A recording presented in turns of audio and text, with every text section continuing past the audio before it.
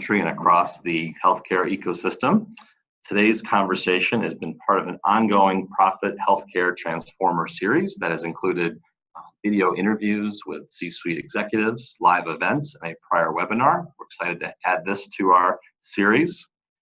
As many of you know, Profit is a growth and digital transformation firm that helps our clients grow and transform through 4 platforms: organization, design, and culture refresh, experience design and innovation, marketing and sales transformation, and brand strategy development and activation.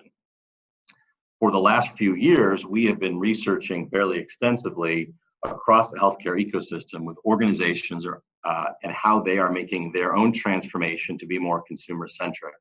That research has included 70 executives where we've had qualitative, in-depth conversations, and was later followed up by a quantitative survey with which 240 executives participated in as well.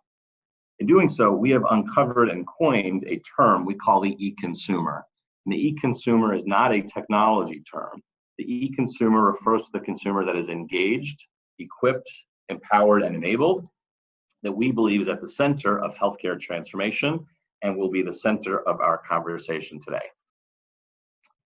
Before we introduce our panelists, let us introduce ourselves. I am Jeff Gorgie. I lead our healthcare practice across all of the solutions that I referenced, and I spend my time working with clients that are health systems, payers, life science companies, and medical technology companies. Along with Scott, who's recently co-authored the book, Making the Healthcare Shift, the Transformation to Consumer Centricity. Scott? Thanks, Jeff. And I would also like to welcome all of those listening in today, as well as our esteemed panel. My name is Scott Davis, and I am a senior partner and the Chief Growth Officer for Profit. And I help in leading and shaping all of Profit's offerings that we bring to market, as well as our thought leadership and our points of view.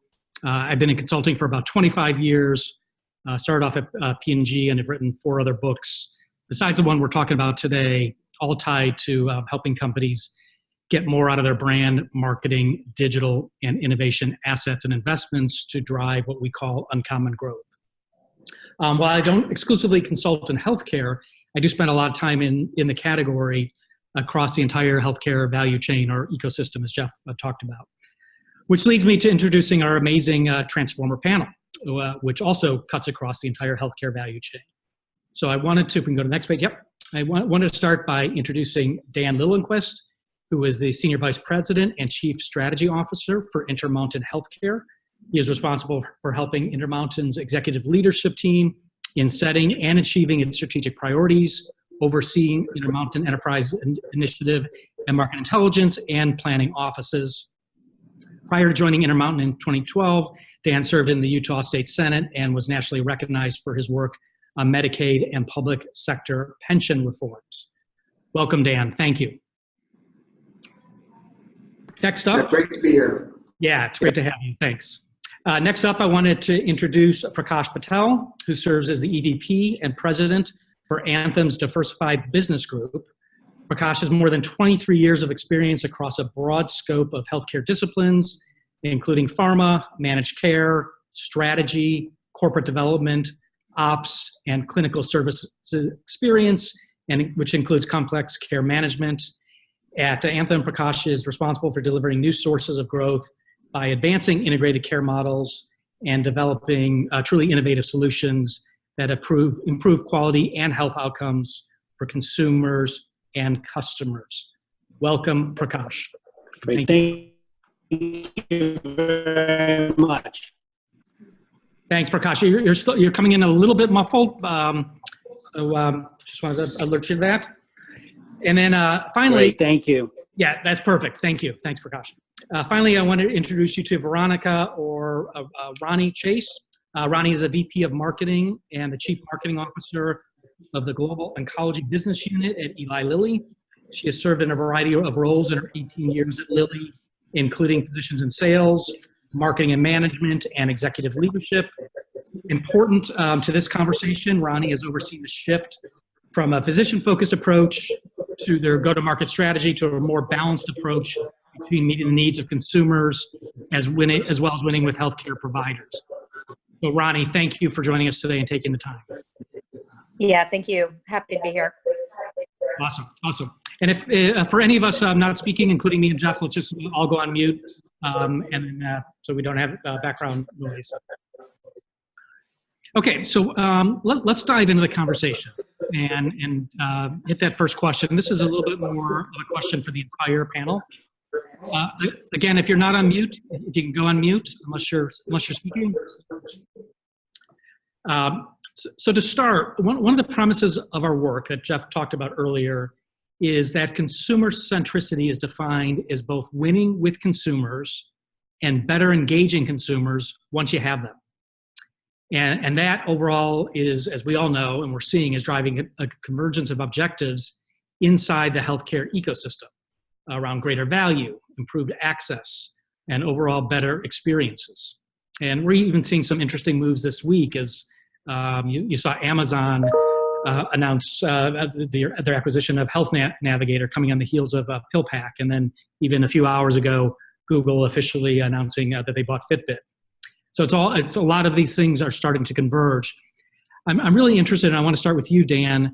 What has galvanized the need for consumer centricity or a move to a more consumer-centric transformation at Anthem? And specifically, I'd love to hear, what got the organization to move, and what was the trigger point?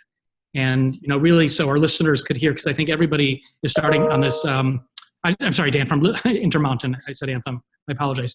But everybody's trying to figure out how to start to make this pivot and this transformation to consumerism. Yeah, so I think the key thing for us, Intermountain Healthcare has been a traditional hospital system. We've been around for about 45 years. We have 24 hospitals, a large medical group. We have our own health plan in Select Health, where we cover nearly 1 million people. And, but traditionally, we grew up as a hospital system. And with the hospitals in our regions, we had 5 different regions, and our hospitals really were kind of the center point and the focal point of our region strategy for a very long time. In fact, for about 43 of those 45 years. But a couple of years ago, we sat back and thought, what do consumers really want?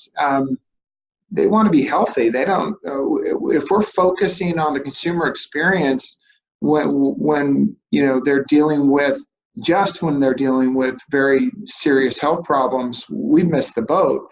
And really, maybe the most important strategic decisions we made was spurred by this insight that we are actually in 2 different businesses. One business is providing the safest, highest quality, most cost-effective care when people need our services. And the other business was, how do you keep people from needing your services? How do you help them live healthy lives so they don't end up in one of your facilities with multiple comorbidities and problems that could have been avoided? And we were not structured around that. And so what we did is we restructured our organization, essentially breaking it in 2. We eliminated our hospital regions and created a specialty-based care group that's focused on care in the acute settings. And then we launched a community-based care group and with all of our clinics and really focused on risk arrangements and keeping people well. And what that has led to is a completely different focus on consumerism. I mean, our efforts are now around consumerism are making sure we're meeting people where they are in their care journey in a way that's the most productive to keep them well. And while at the same time understanding that one day they're going to need our services in our other business, and making sure that the transitions are seamless when care is required. And that is just totally transformed what technologies we adopt, how we think about consumers, and frankly, it's been a lot of fun. And Dan, is there a moment in time where you guys where you hit that position where you said we're really in, or we need to be in two businesses? And yeah, again, it was about those leadership conversations that actually happened. So I was in the room when we had that conversation. For a long time, I think health systems struggle with this. We had a big debate of when is the market going to move to value-based care? When is it going to happen? Is there some sort of magic moment was going to be was going to emerge. Well, we sat back and looked at 40% of our revenue, and now 50% of our revenue is prepaid. And so we already had half of our business essentially in a model where every time we kept somebody well, there was an economic advantage to do so.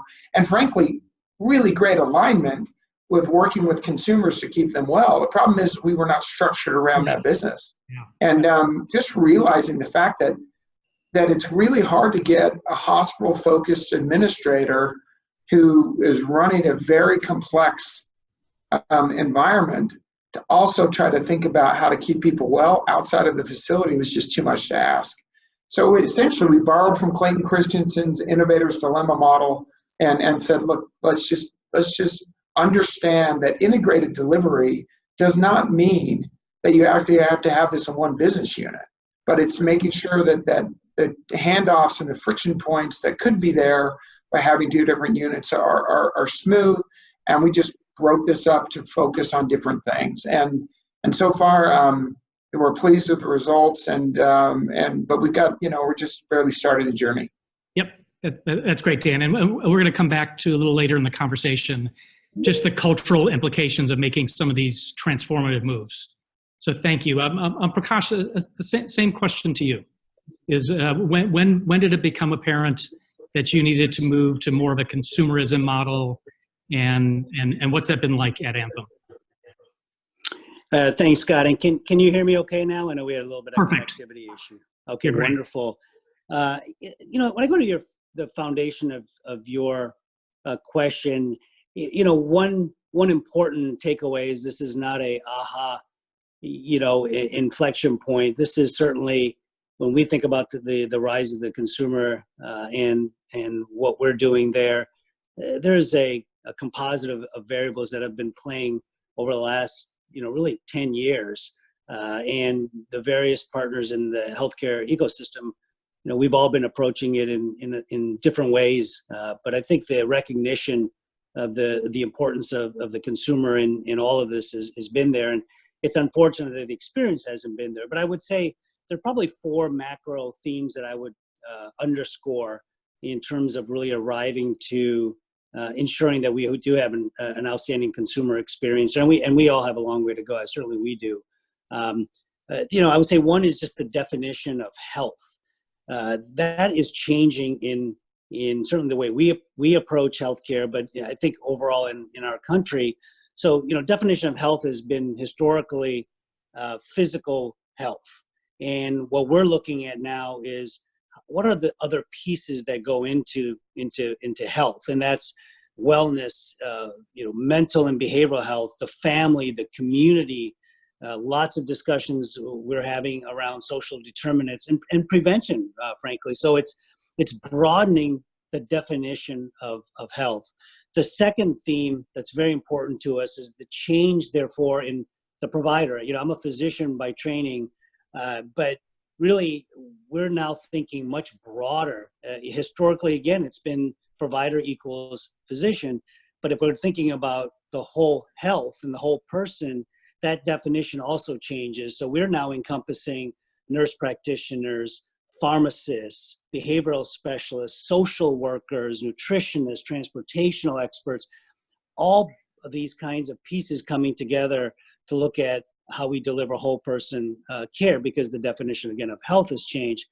The third, I would say, is the rise of the chronic disease burden in the individual marketplace in particular, but overall in our consumer base. And this is something that's going to continue to accelerate.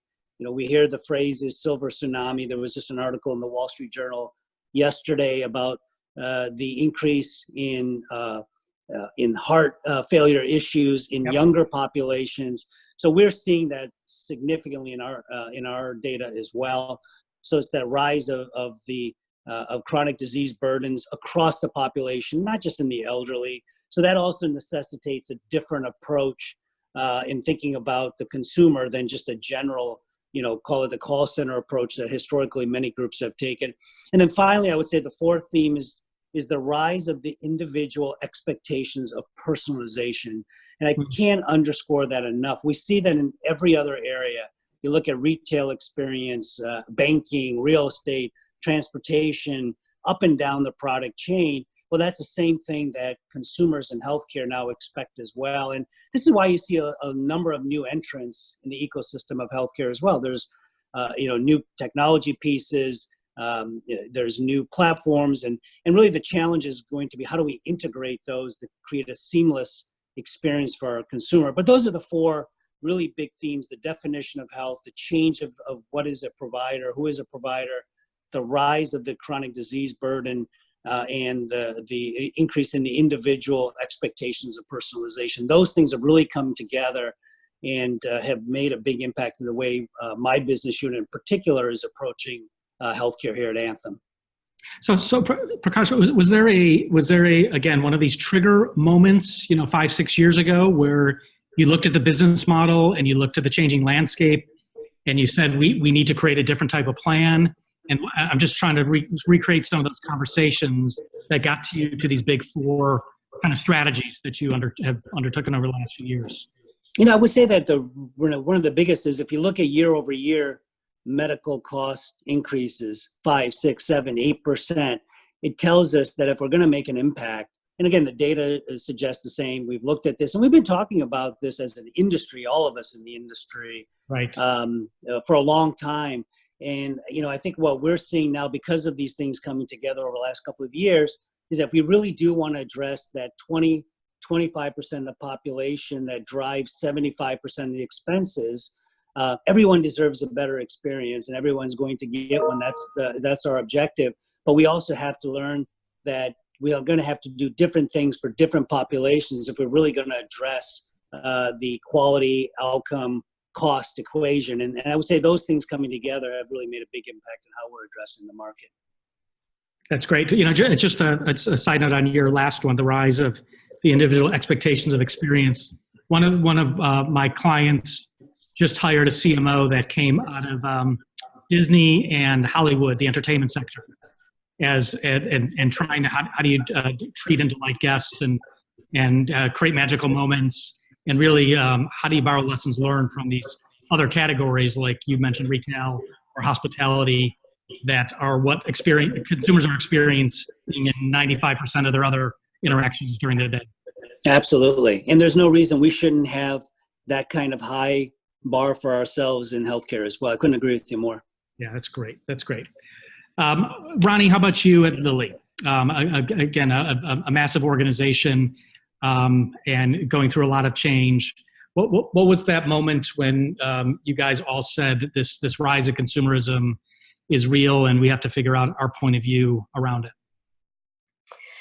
Yeah, it's fascinating to go last in this lineup and hear that while we're in healthcare, we're in different parts of it, but our themes are pretty similar.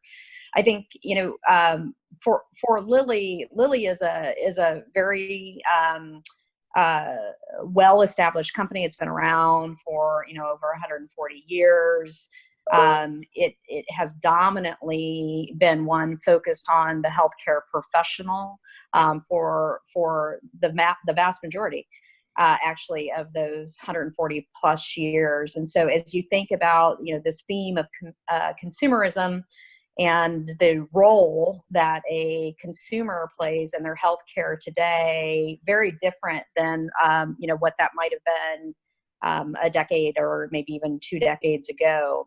But I think for us, the thing that really struck me when I came into Lilly, prior to Lilly, I was in some other industries working across consumer, not necessarily healthcare, but we always oriented to the end user. And in this case, we're talking about the consumer as an end user. Lilly's orientation, based on its history, had previously been orientation to the healthcare professional. So we're building our brands and we're thinking about, what is the insight and attention for a particular customer, and then what is a benefit that we're trying to provide or alleviate in attention, and what are our reasons to believe. That was a little bit,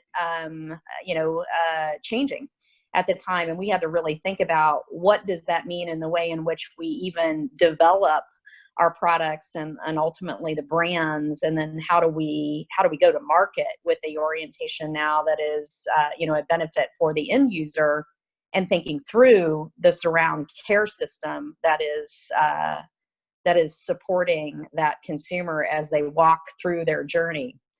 I think the other thing that beyond the foundational brand development and how we go to market was then within the journey, and this is a theme that is also occurring with my colleagues here on the panel, is their expectation now as a emerging player in my healthcare as the consumer is that the moment of truth of either just deciding what treatment I'm going to be on, or whether or not the treatment is working for me, and whether or not I'm going to stay on the treatment, are areas where most pharmaceutical companies would really focus in and channel all of their energy and their resources to be for the consumer at that particular point in time.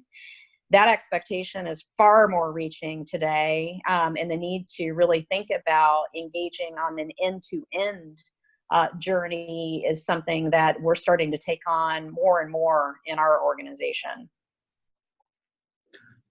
And just out of curiosity, this movement from physician as the center of the universe to patient/consumer as the center of the universe, what were the 2 or 3 biggest challenges in compelling the organization that you had to make this kind of pivot?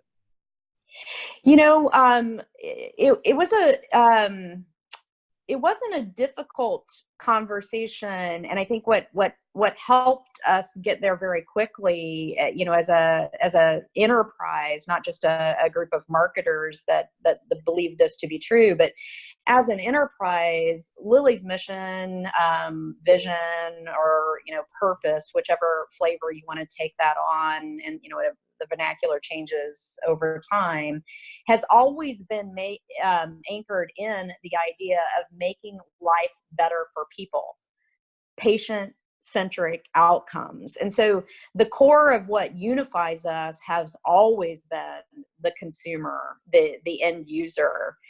So I think, that helped us, that actually gave us an argument, and a good starting point for debate, discussion, and then decision and alignment.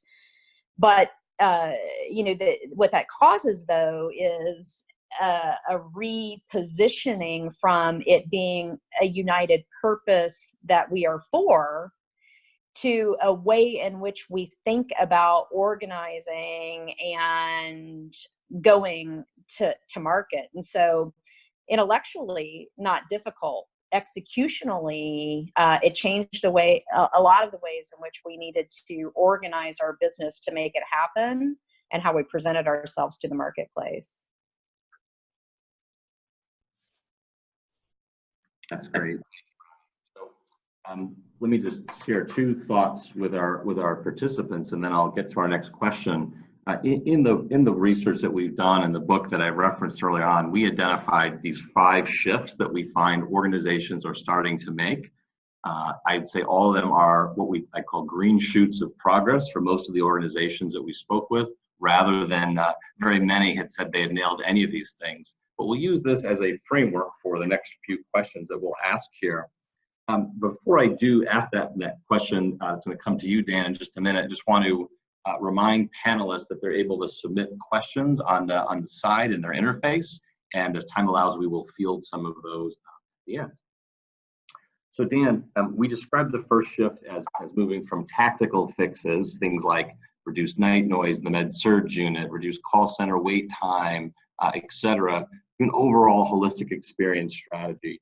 You talked about in your opening statement about the business model shift that you made that enabled you to take on a holistic experience strategy. I just want to share a couple thoughts that your colleague Mark Harrison shared with us when we spoke with him, and just ask you to comment on how you're doing that.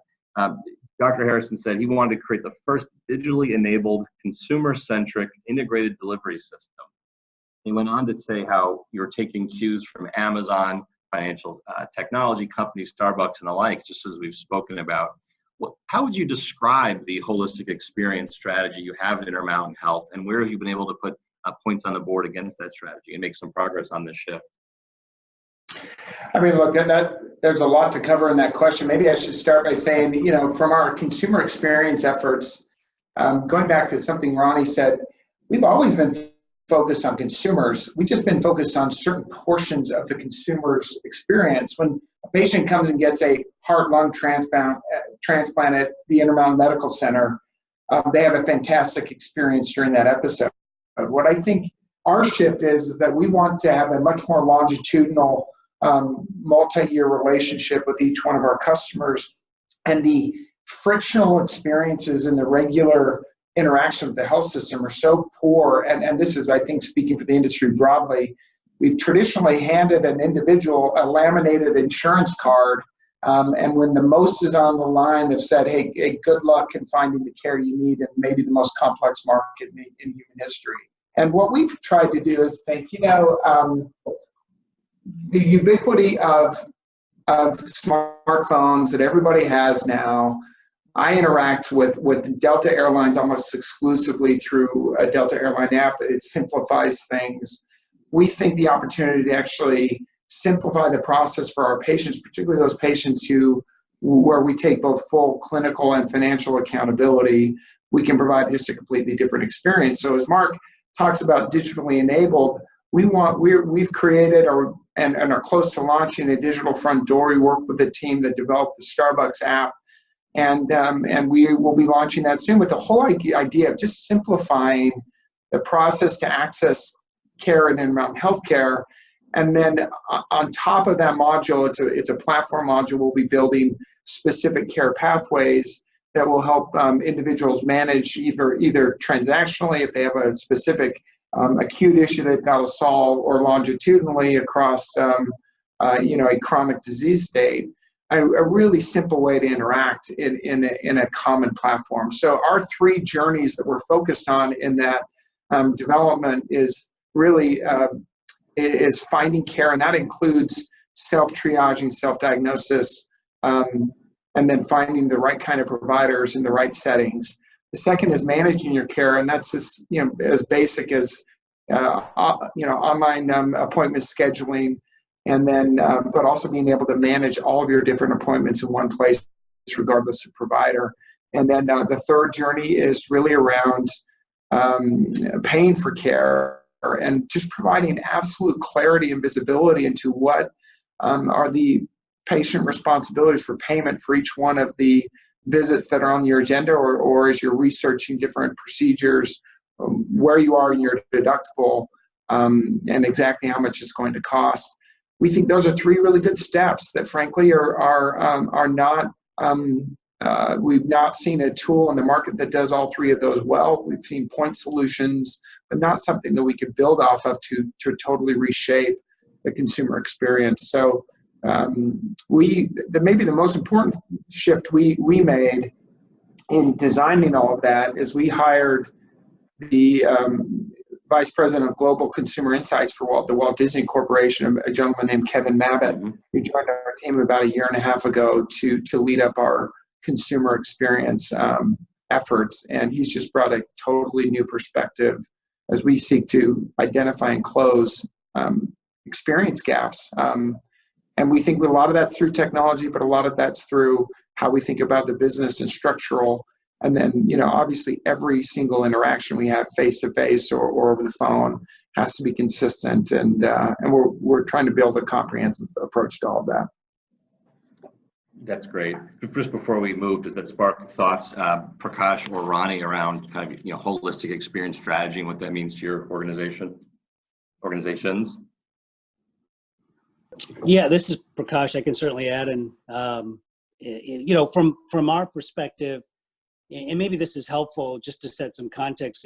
The Diversified Business Group, our whole strategic vision is centered on personalizing and integrating whole person care, primarily again with those with chronic conditions. So it really starts with that. And the way we're deploying our approach is that we are going to have to use high tech and high touch approaches. So our actions, our products, the go-to-market approach we have, these are really our North Star. So we don't really look at the consumer or the member or the patient as an electronic or physical consumer, but really as the consumer, period. And so our imperative for us is, how do we integrate the various approaches and a lot of workflows? Scheduling is a workflow. There's pricing transparency. That's another chain. How do we, what kind of optimal care? Where should you go for that optimal care? First contact resolution. How do we support families and communities? How do we look at the whole person? All of in the various modalities of engagement. Our imperative really is to create a seamless experience. So it doesn't really matter which one of those levers are pulled or when or what the piece is, but there is an integrated experience. And that's really what we're heavily focused on. And part of that also includes providing navigators, both electronic and the folks on calls as well as in offices, to try to help individuals, especially with these chronic conditions, to be able to navigate our ecosystem. The irony here is, you hear about the Delta. It's really interesting. The more you fly, the more you stay at a location, the more services you receive, more they know you very well, the more integrated experience you get. The irony is, in healthcare, those with chronic complex conditions, they're the ones that interface with the healthcare system the most, yet they're often the ones that receive the most fragmented care. So our job is to, how do we take all these various wonderful approaches and create an integrated, seamless experience? And that's really what we're heavily focused on. Yeah, and our research has shown that those people are also the most frustrated and the most frustrated with the healthcare ecosystem overall, the heavy users, which I think is pretty unique to versus other industries. Ronnie, how about you? Thoughts on the kind of holistic experience strategy and what that means for Lilly? Yes. So, themes of seamless and coordinated, I think, are critical. I mentioned earlier, and how do we get to a place where we're going to be able to deliver some things, and where is some work that we're focused on, and particularly in this conversation, the end-to-end experience for the consumer is something in our own organization. As we think about how do we do that well, seamless and coordinated, we were fragmented, and we are working on bringing that together so that we can present ourselves in a way where we can be there from the beginning to the end, and when they need us with the right information at the right time. The only way that we really believe that we were going to be able to do that in a seismic shift to pull together some of these areas that were dispersed within our organization was to create what we were calling the Consumer Experience Hub. And so we have a vice president that has a lot of both the consumer background within her team, a lot of understanding of the consumer insights that come along with patients and healthcare. And then equally important is the MarTech that goes along with that, and the way that people like to receive information today, urgent and clear, and when I need it, where I need it. And so we're working in that direction right now, and have consolidated a lot of those bits that we know to be incredibly important to bring all of this together, and have seen some early successes. We're probably about a year into this model now. Some of our brand teams were knitting together this approach already, and those that were doing that were quite successful. So we built upon some of those models, and now we're trying to get a systemic enterprise approach to this ability to really be there for them throughout the entire journey. That's great. Thanks, Ronnie. Just one more reminder relative to what Jeff said. We're already getting some good questions in for individuals and for the entire group. So if you are one of the many participants on this webinar, please submit your questions and we'll get to them. We'll say about 15 minutes for those at the end. So this next question, in a lot of ways, I'm going to be doubling down on where Jeff just took you. It gets to this third shift, this movement from developing solutions for entire populations and a much broader macro solutions. And this is, by the way, not about population health, but population-centric solutions to, again, where the consumer or the individual or the patient is in the center of the world. And Prakash, I'm going to start with you in terms of this whole idea as we move to more human, patient-centered, consumer-centered, where providers and payers are able to personalize diagnoses, treatments, and non-clinical experiences. I guess this is a three-parter. I'll try to make it really simple. But first of all, how did the Diversified Business Group come about, and why did it come about?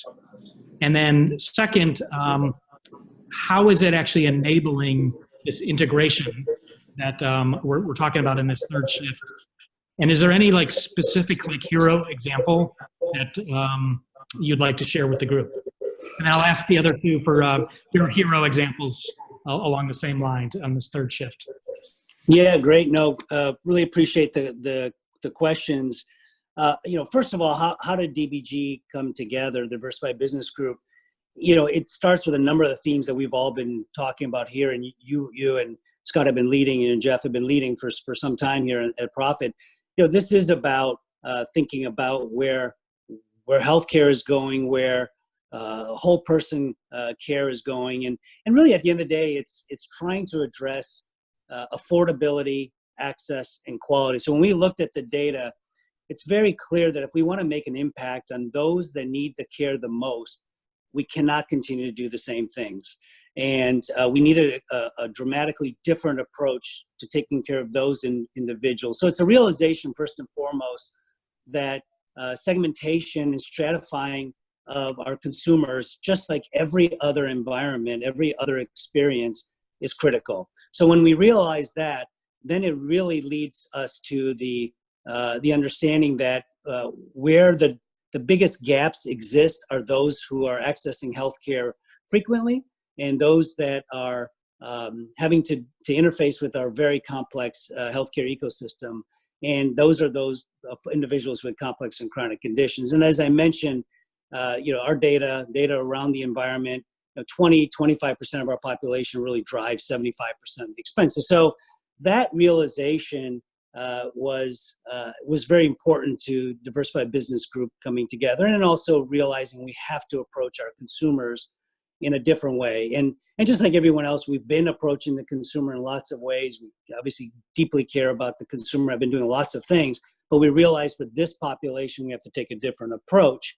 So and I'll give you an example of where this has played out very well for us. And it shows you also how we bring that seamless experience.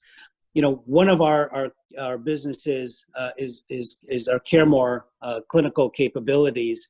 And what we have done there for the complex and chronic population is we have been able to leverage a multi-specialty clinic environment where we have our providers able to follow the patient if they go to the skilled nursing facility, if they go home, if they're in the hospital and back in the clinic, and also follow those individuals and support them through electronic means, and also address social issues like loneliness, the need for transportation, for food insecurity. And I think that's a great example where one of our businesses is able to coordinate care as well as provide care, work with hospital systems where, for example, where we have specially trained providers that actually partner with hospitals. So when our patients come into those environments, it's a familiar face. It's an individual that knows their medical history, knows their social history, knows the family, and most importantly, already has this human-to-human connection. So there's that trust there as well. And I would tell you that's an excellent example where by bringing this integrated care model, and I'll say more broadly support model, has made a very big impact on quality, certainly readmissions and hospitalizations, the right kinds of medications, compliance, all the other pieces that go with quality of life actually have been positively impacted. So that's, I think, a great example of how we can bring pieces together. And we also do that to support other providers that struggle taking care of these complex and chronic condition populations. It's fantastic. Thank you. What a 180 from even where we were 5-10 years ago. That on the payer side, that we're so engaged on the consumer side of this and the outcomes tied to it. Ronnie, how about you? I'll toss the same kind of question to you. Is there a hero example of where you've brought this all together in the organization and really kind of attacked, as Jeff talked about earlier, this e-consumer from a different perspective? Yeah, I think we recognized probably about 4 or 5 years ago a need for transformation, and I'll use the word kind of transformation, meaning with all of the trends that we see going on, consumerism, et cetera, personalization, you name it, the way in which we needed to think about how we went about our business, again, from development to execution, was really going to take a shift in the way we thought across all of our customers. And so while we take an integrated planning approach across what we tend to consider to be our 3 major customers, although there are many other players and stakeholders involved. But if you think about the consumer or patient, the physician, and the payer, in order to get to a place where you're really integrated in your way in which you're thinking about the business and how you're addressing all of those customers' needs, we really had to think about a enterprise-wide transformation model that spoke to the payers and what was the value and the drivers or the expectations that they had of us as a partner in this healthcare approach. The consumers, which we've talked a lot about today, and what it is they need and their changing expectations.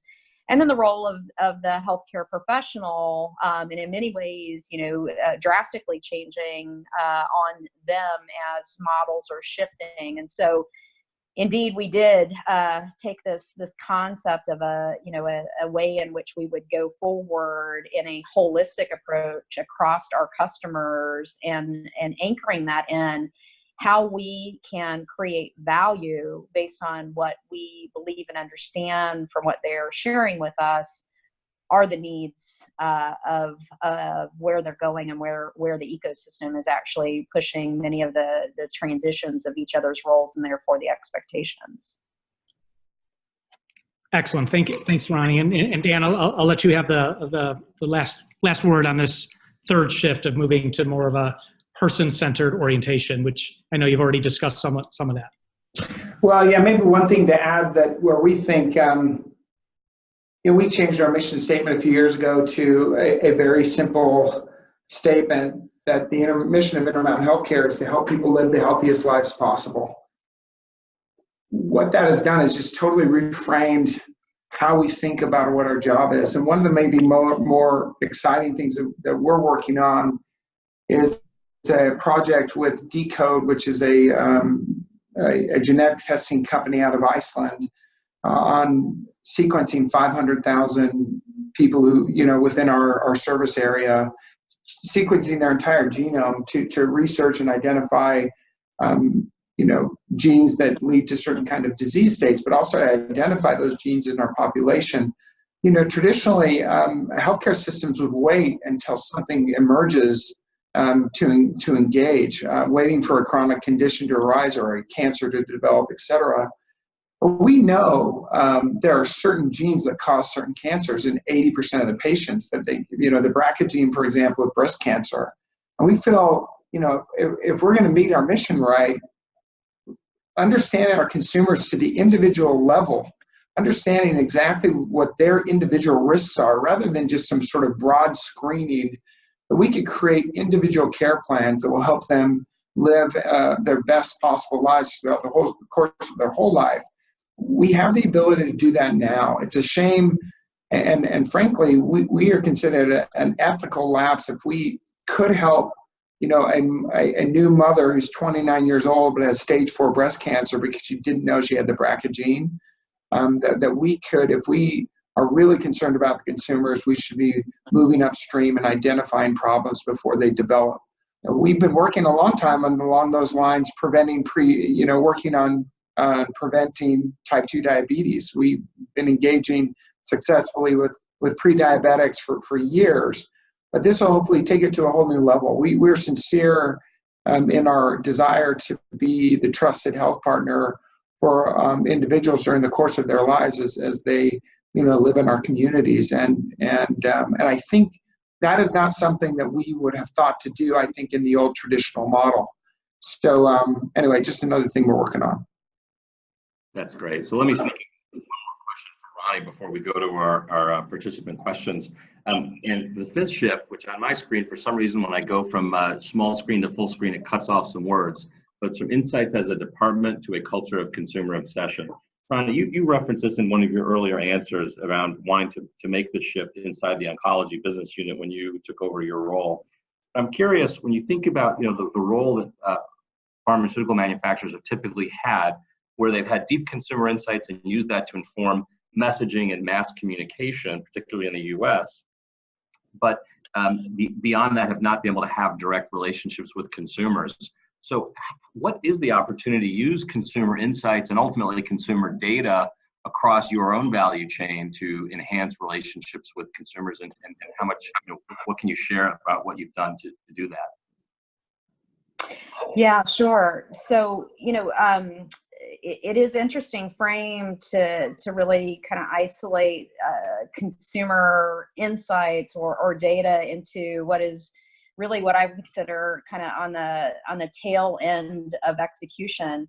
The real value is taking that knowledge and understanding consumer behavior as well as consumer needs and wants, and recycling that all the way upstream into drug development. And so, I kind of think about this idea of as we get into worlds where we're able to capture, a lot of data on individual behaviors. When we use that only for what's the next message, those are important ways in which we can help people understand information or get them to the right information, or help them through their journey. But the ability for us to really impact, and on a bigger scale, is taking it to the next level of bringing that all the way into how you might think about designing a registration trial. And so we're thinking about that at Lilly and trying to find ways, just like I mentioned a moment ago, how do we pull the pieces that are in our organization together to enable an end-to-end experience for a consumer. We're also doing that with our data and analytics, such that it informs every node across our value creation, that not only is about in-market execution, but it's about the next innovation in medicines that can better meet customer needs.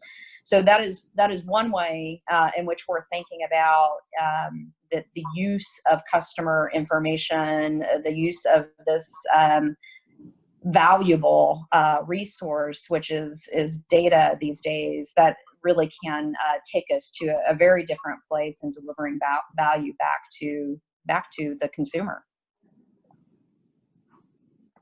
Super. Thank you. I'm going to get to a couple questions that have come from the attendees, and I'll let you guys decide who wants to take this one first. So somebody that's attended, so thank you for everything you've shared.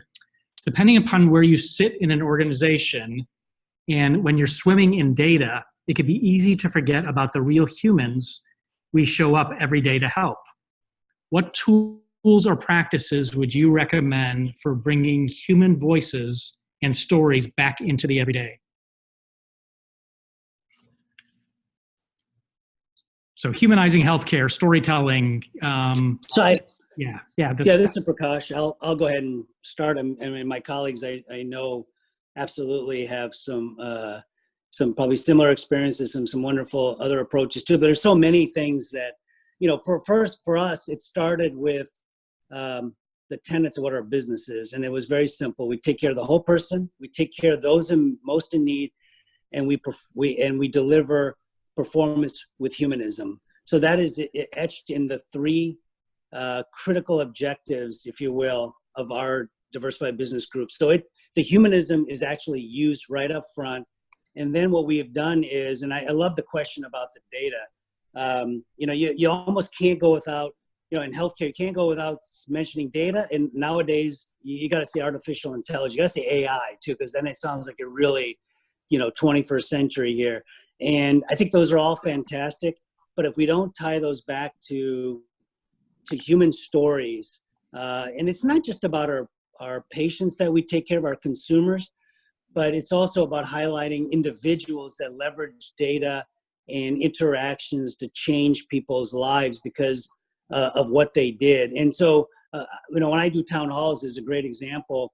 I always start with the principles I laid out, and with humanism already up there. And then we do kudos about folks in that group and what they've done to impact people's lives directly. And so that really brings back why we do what we all do, because it's so easy to get bogged down in our day-to-day work, which is all very important, but till you tie it back to human stories and our stories of our employees, it can get sometimes lost. So it's repeatedly doing that. It's highlighting, it's rewarding that behavior, and also getting their stories sometimes directly reflected in meetings as well, where patients and others come and speak. So that's the kinds of things that at least we do. I can add on too.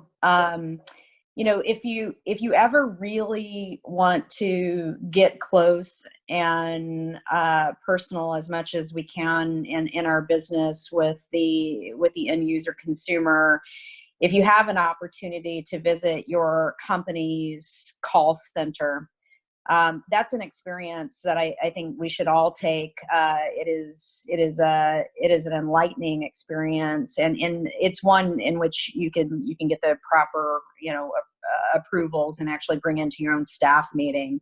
But that is one way that we've really taken an opportunity to do two things in that.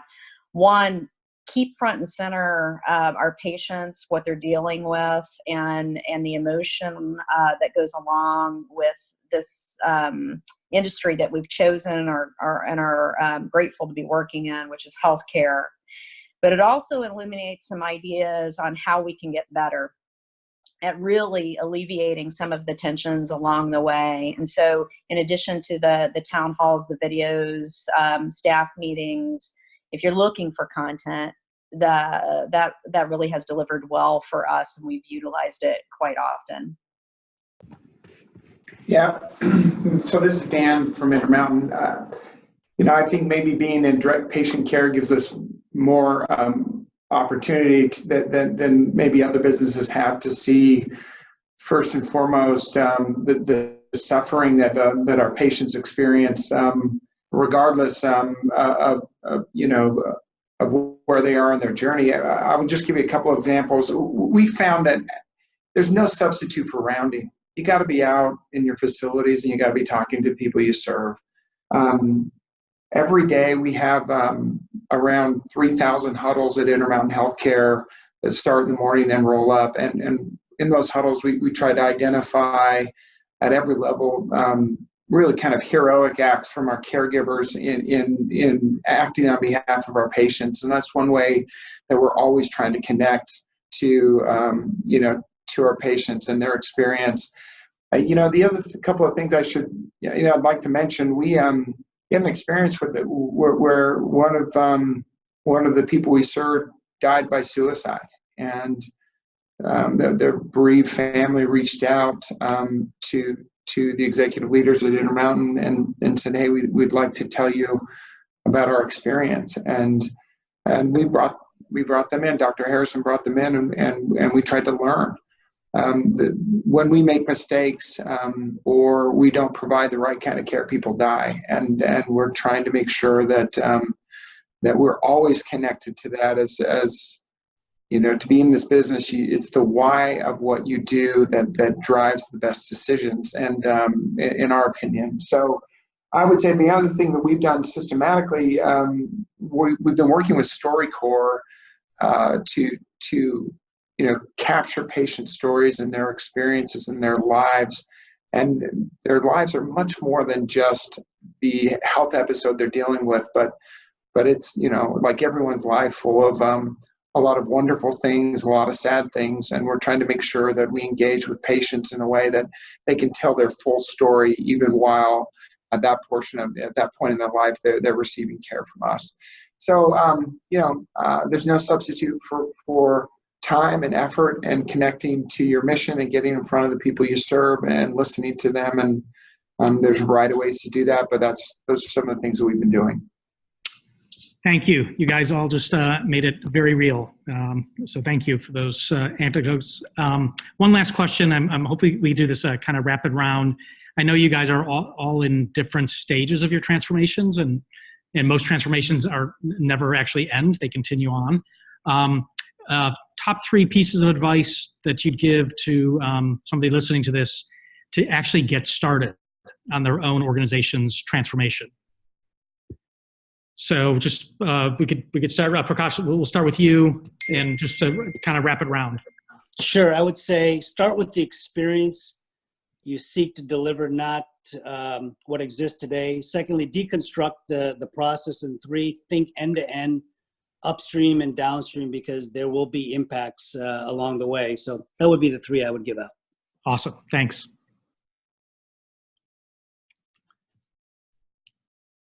Dan, I'm sorry.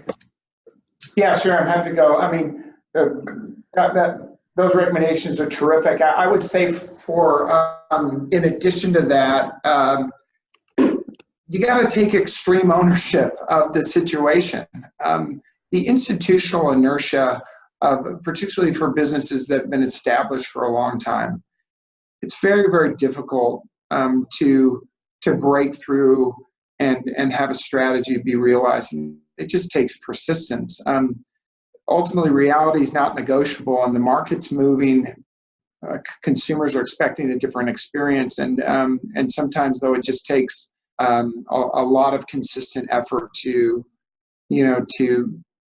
demonstrate and to discuss that there's a better way of doing things. So, in addition to kind of begin with the end in mind, as was mentioned, you just got to be persistent. Otherwise,